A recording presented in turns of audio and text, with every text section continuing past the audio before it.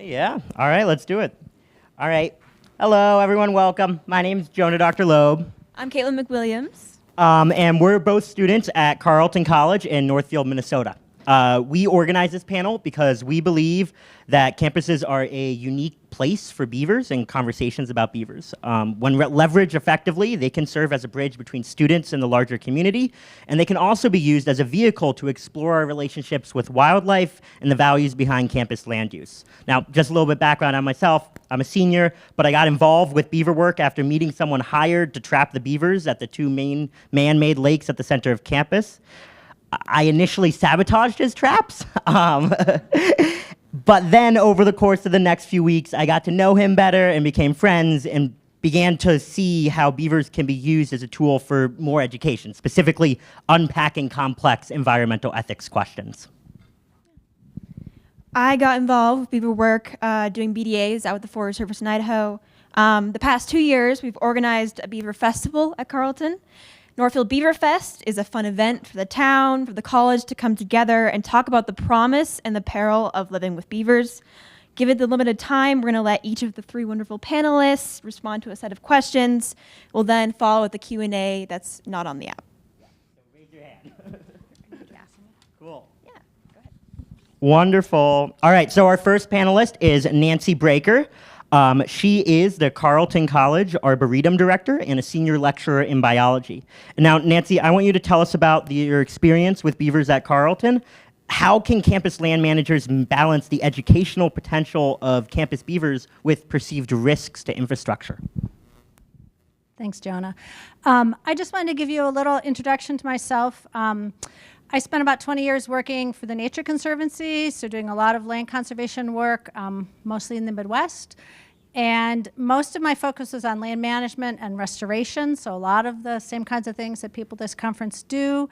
But really my focus was on fire management and introduction of natural processes like beaver flooding. So I am happy to be at Carleton. I've been there for about 17 years working managing and directing the work at our Arboretum. So we have a long history of beavers on campus, although the details are not very well documented. We have records from the late 1970s, which is when they really started to recolonize our part of Minnesota, and we're about 30 miles south of Minneapolis.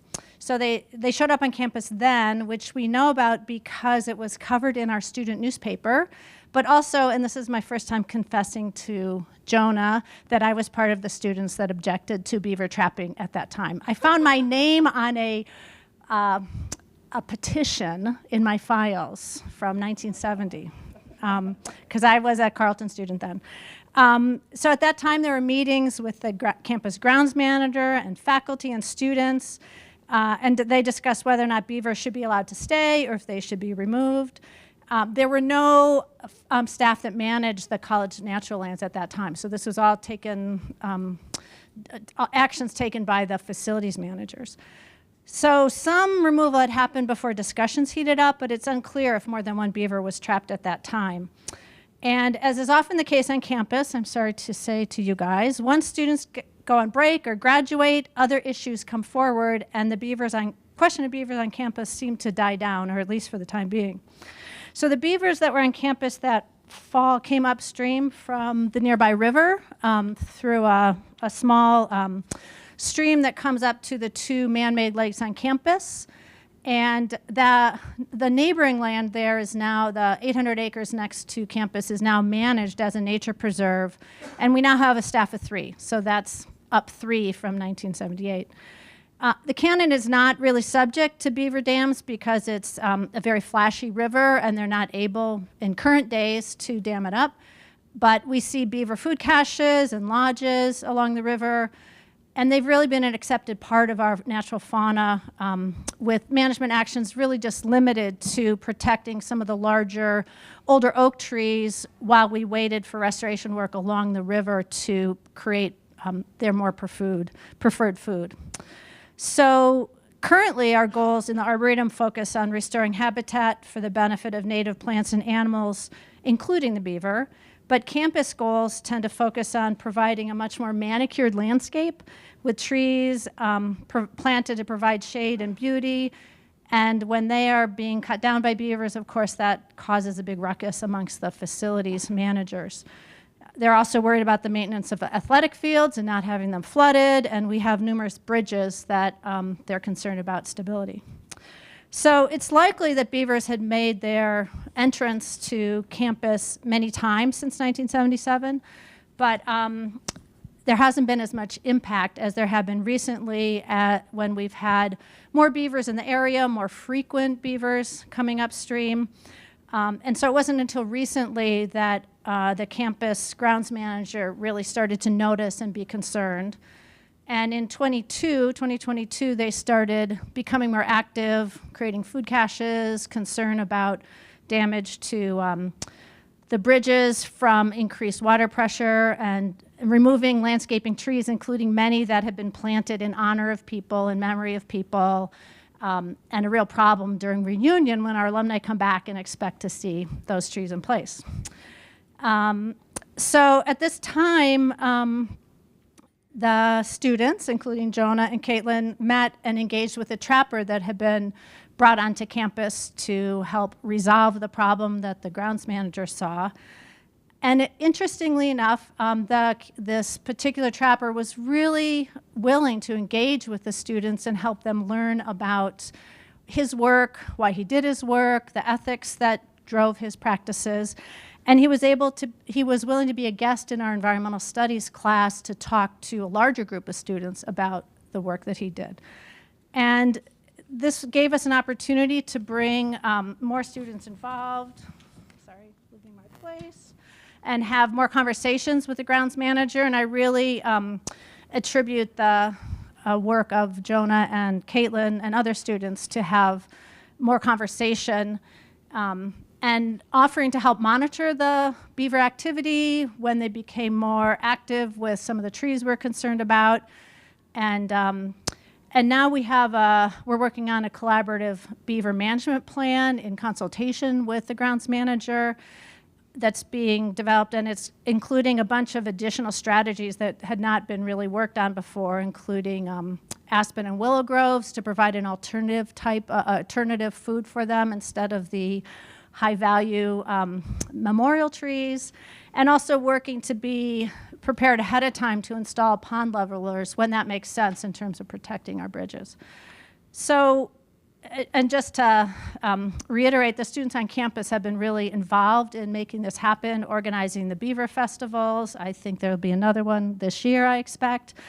And using beavers and the conflicting opinions around them as a way to help students and our community learn about natural resource management. It's been a really great way to get our whole community engaged in this issue that is really many-faceted and helps students really understand what the big world away from college is going to be like when they are working to negotiate appropriate solutions in whatever positions they end up taking.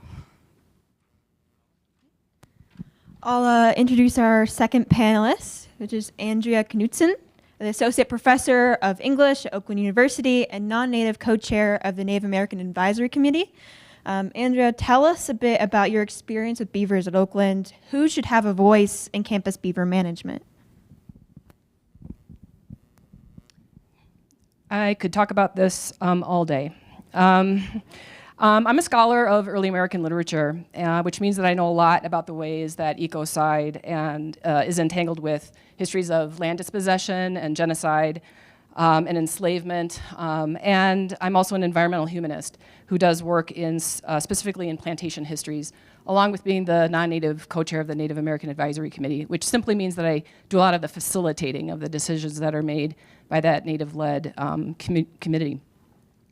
And I want to say that I'm sort of going to bounce around a little bit in a timeline here. But about 3 years ago, Oakland University designated 4 acres on their campus as a Native American heritage site. It's sort of on a land back spectrum, not exactly land back, but we did designate this space for education, for ceremonial purposes. This came on the heels of a land acknowledgement that was passed by our Board of Trustees in 2021. We all know that land acknowledgements can be complete failures as rhetorical performances, but we made ours kind of work by establishing this land. What does this have to do with beaver?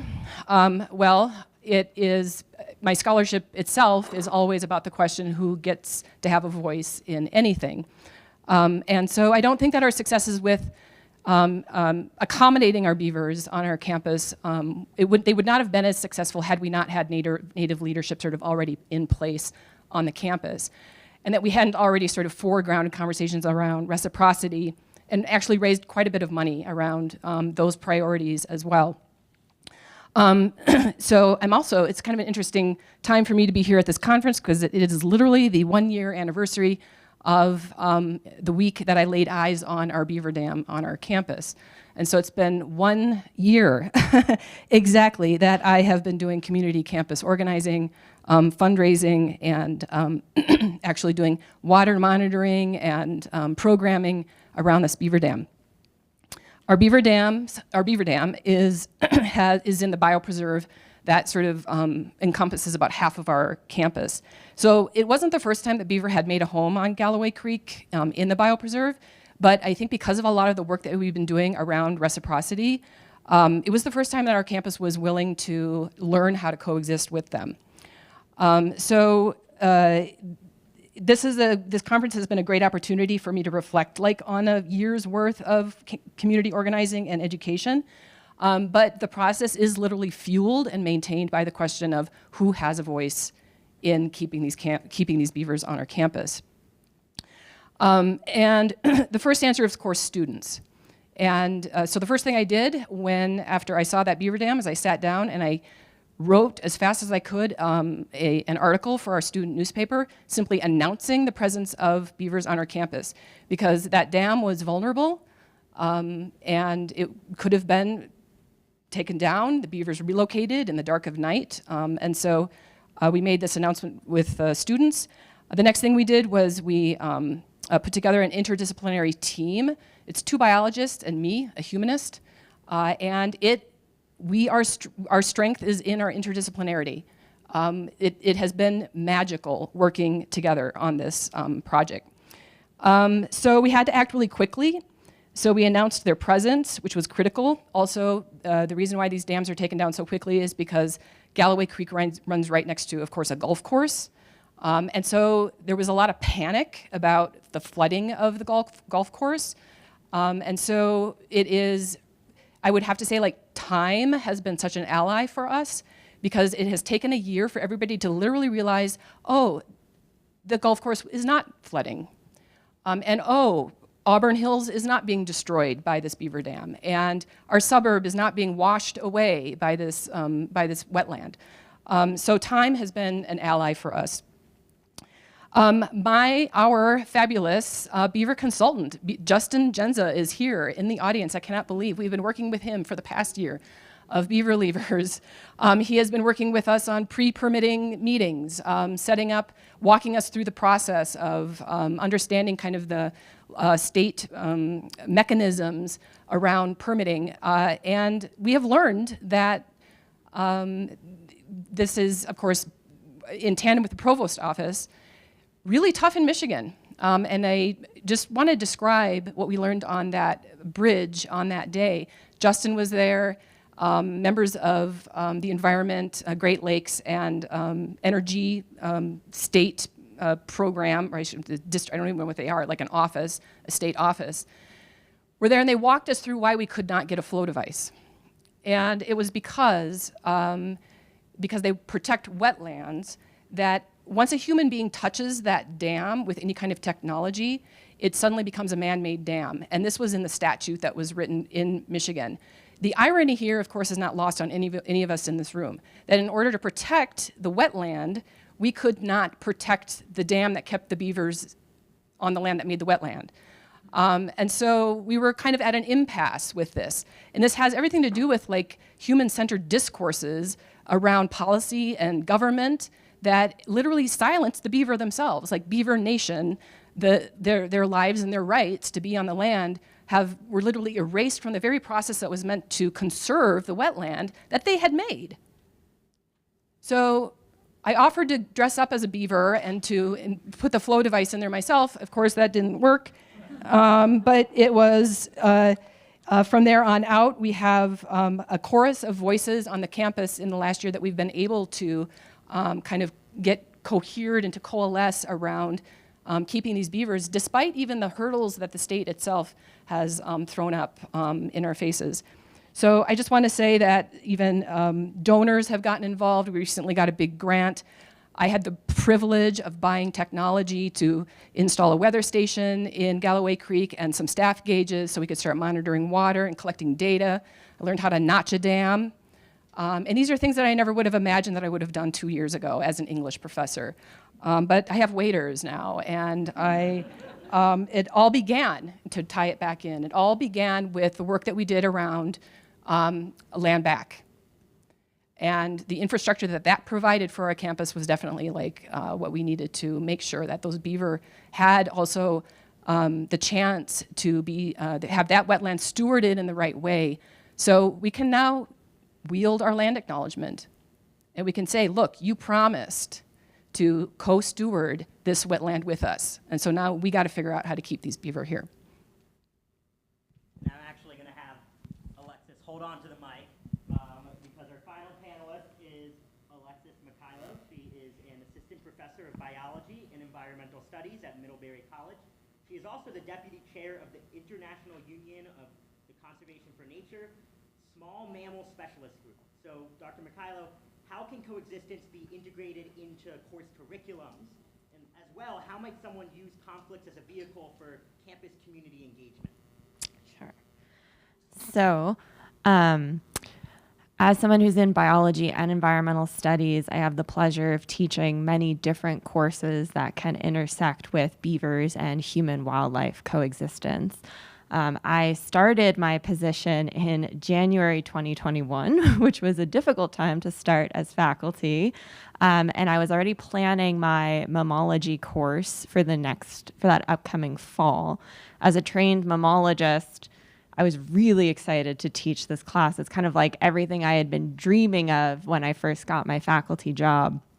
And as a rodent enthusiast and specialist, and given that we had just gotten our first NSF grant to look at the impacts of the North American fur trade on beavers, I was like, all right, this is the time to bring beavers into my teaching. So for my class, I drew on my favorite lab that I did when I was an undergrad in a field ecology class, where you go out and look at beavers' preferences for foraging, not based on actually seeing the beavers themselves, but by looking at the trees they're selecting to eat or not eat and how far away they are from the water. And I had really fond memories of that, as an undergrad, wading through, the wetland and looking at the trees, and it was a great bonding experience for our class. So we partnered with a watershed center that's about 20 minutes from campus, where they had a huge spurt of beaver activity that had been flooding some of their hiking trails. And so we used that as an opportunity to set up an annual monitoring program tied to the mammalogy class, where every year students go out and learn how to take this type of data to figure out where the beavers are moving and what their preferences are. That way the Watershed Center can better prepare in case there needs to be trail maintenance and put up signage. And if you want to learn more about that, my student Claire actually has a poster about it right over there. So at the same time I was getting that started, I also had students learning how to develop their own monitoring programs around campus on the trail around Middlebury, which is an 18-mile trail around Middlebury run by the Middlebury Area Land Trust. And so students in the class are responsible for a section of that trail for the whole semester. And in this case, some students picked an area near our campus storm drain pond, which is a man-made pond with a man-made culvert. And I got an email one day from facilities asking me if we had a camera up there because they were about to have some beavers removed or relocated, and they needed to know if I was using them in my class. And I said, well, yes, we're definitely using them. They're part of our educational pedagogy, everything. Like, yes, we need these beavers for my class. And at the same time, my students started getting pictures of the beavers, who were subsequently named Chuck and Chuckette. And it became this really great story where we were able to actually have Skip Lyle of Beaver Deceivers come and work with our college to make sure the culvert stopped getting flooded. It was a bit of a different situation than what you were facing because we had a culvert already in place and they weren't building an actual dam. And as a result of this, the Beavers were able to stay. I was able to bring all my other classes to come visit the Beaver Deceiver, and it's been used in different classes to talk about human-wildlife coexistence. And what's been really interesting is actually the beavers left after a few years. I think it was just not the best spot. I mean, it was literally a storm drain pond, doesn't sound that nice. And their legacy persists though. And so now I actually use it as a training space where I send students to go learn how to track beaver activity and what it looks like at different stages in the past. And then once they cultivate those skills, we go out and do our lab at the Watershed Center. And students develop reports for community partners as part of this class. And we also have a public library exhibit every year now with photos from the class. This has made us really great partners to work with in the community. And so now whenever a town conservation commission or a land organization has something come up with beavers, I usually get a call or an email and we turn it into a student independent research project. So it's been a great way to have students get to actually have real world experience doing science and doing wildlife management related work that can benefit their careers, while also just strengthening that relationship between the college and the surrounding areas. So it's been really fun so far, and you'll hear more about students and beavers tomorrow at my students' talk as well. But yeah, it's honestly been really a wonderful experience at Middlebury.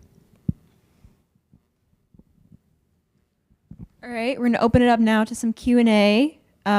Raise your hand and we'll call on you and just speak loudly.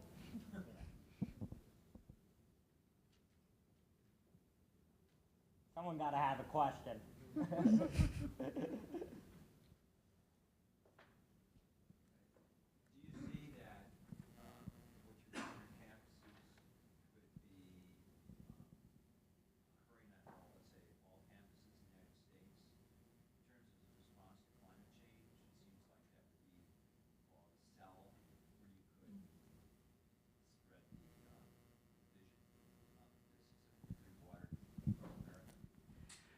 Yeah, I really think that that would be a great approach. Many colleges and universities are now trying to figure out, well, how do we jump on the climate change bandwagon, the sustainability bandwagon, and this would be a really easy thing for them to do and promote. So yeah, I think it could be done on every campus. I think the big issue is having usually there's a disconnect between the people who manage the grounds and the people who care about natural spaces and natural habitat. And so the fact that, Alexis, your facilities department went to you immediately is amazing, because in a lot of places, the facilities people are doing their job behind the scenes and they don't want to be seen, they just want to have a beautiful campus. And so I think campuses could do what you're saying, but it's going to take a lot of communication between the kind of the academic and the more administrative side of things on campuses. Yeah.